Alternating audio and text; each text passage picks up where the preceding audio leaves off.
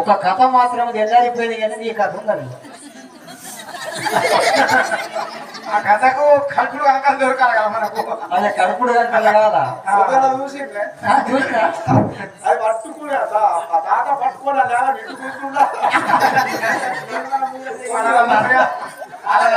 Time పడుతుంది.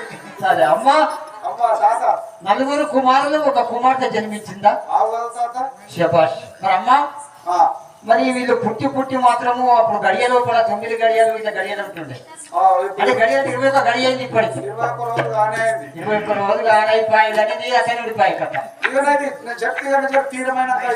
అంతే అంట. నాకు కూడా కావాలనిపిస్తుంది. కుక్క నేను కూడా అయితే అయితే మంచిగా పడుతుంది.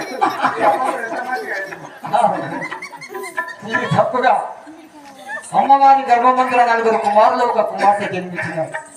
మరి చెమ్మదగ్ని చెప్పిన ప్రకారముగా ఆ బాలులకు ఆ బాలికకు ఏ విధముగా నామకరణము గావిస్తారు చూద్దాం.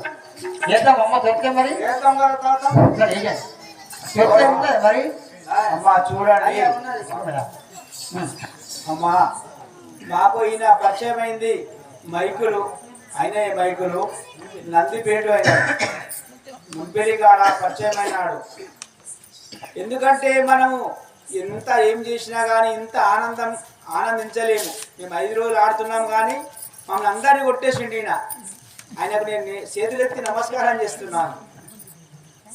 కళాకారులను